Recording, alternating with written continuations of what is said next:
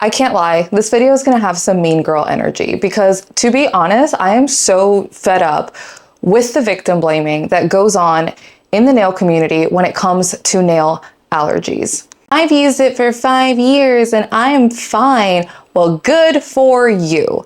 I wonder if these people go onto the comment sections of lung cancer patients and are like, well, I've smoked for 15 years and I don't have lung cancer, so what did you do wrong? I mean, like, it's insane. So I don't know if y'all have seen my whole video that Nuni Torres made, where basically he's saying that everyone who talks about contact dermatitis is unskilled, none of us can do nails, and all the people in his comments like, yeah, I don't know what they're talking about. Clearly, it's user error.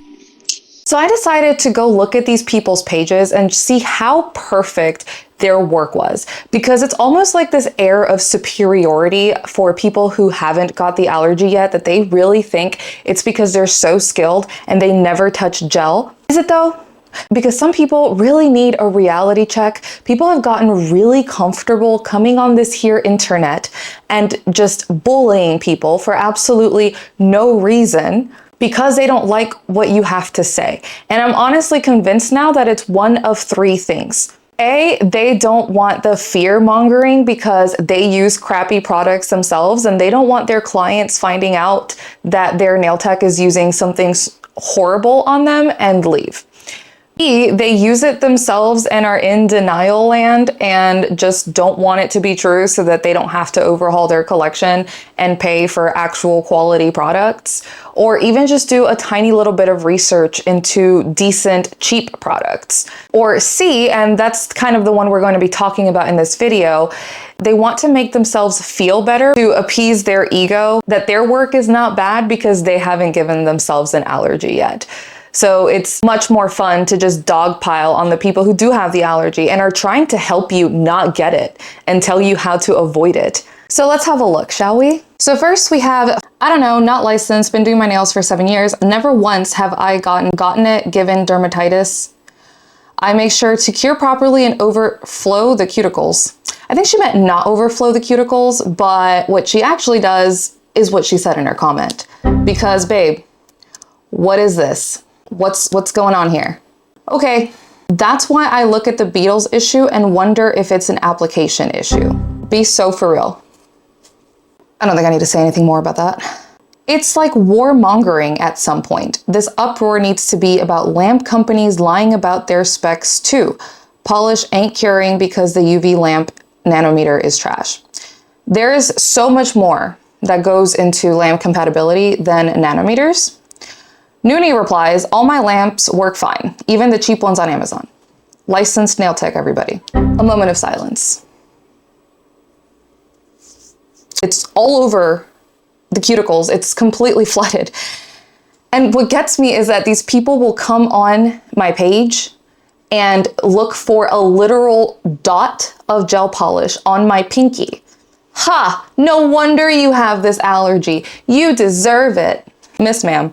This one says, right, because ATP, they're just fear-mongering to get clients in their chair. I don't have clients.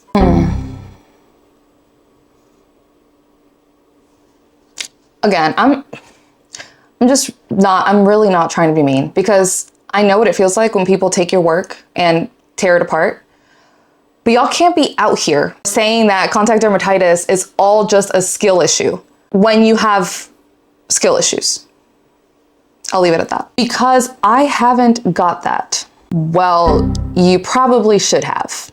I'm just kidding. I don't wish this on my worst enemy, but it's literally all over the cuticles. All over, babe. Like, I haven't got that because you're lucky. Like, I just want people to understand that you need to build a shrine to your immune system for not crapping out on you when you do work like this. And then we're literally out here bullying people because Nuni deleted this comment after I started commenting on the video.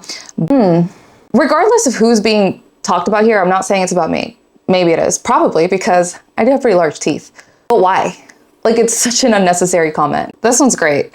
Need to preface and say I'm not a nail, I guess tech, but I've never given myself contact dermatitis and I do my own gel nails. I swear it's because people don't do research on anything or try and learn correct application. Let's have a look at the application.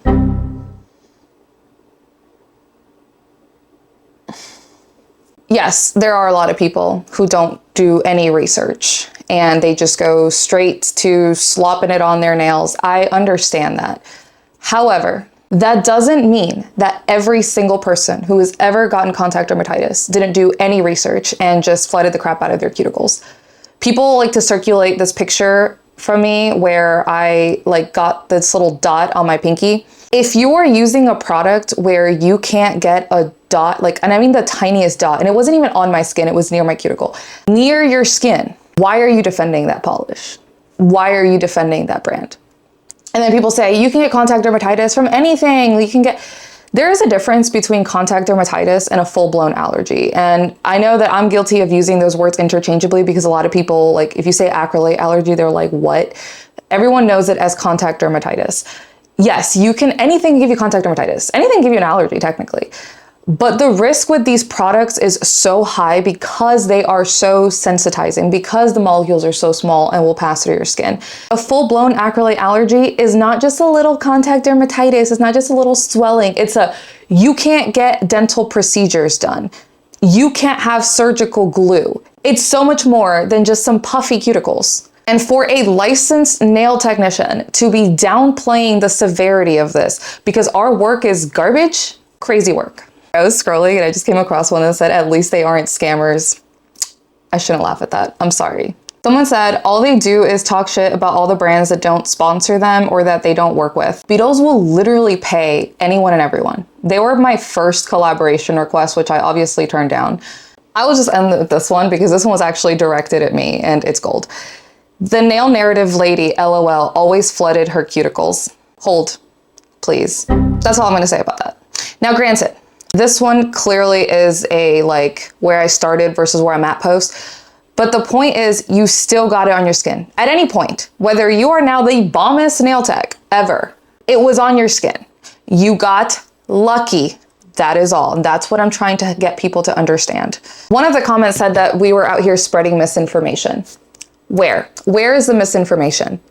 Because I find it funny that none of these people go into the comments of Doug Schoon or Jim McConnell's Chemist Corner videos to say this. None of them make videos about how wrong these chemists are. And that's literally where the information is coming from. So where's the misinformation? Please, I'm dying to know. These videos are so unnecessary and I'm really just trying to figure out why. Why people are coming so hard for folks who are just trying to warn them of the dangers so that what happened to them doesn't happen to anyone else. Genuinely ask yourself, with all the people in this comment section and Bree's comment section, because if I go through there, my God, this video would be 10 times longer. Ask yourself, why? Why am I so angry about the chemical facts of the gel products that I'm using and putting in my body? Why am I so angry about someone trying to warn me of the dangers of those products? Why do I feel the need to dogpile this person, call their work trash, etc.? Because I honestly wish I never would have made that satire video because people have really taken that and just run with it. That I use a flash cure lamp to fully cure my nails, oh my God. Or that was flooded cuticles when you could clearly tell it was Benadryl on my skin.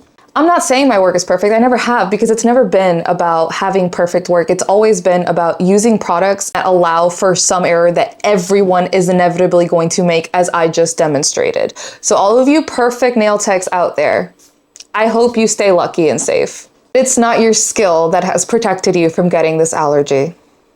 Have a good day.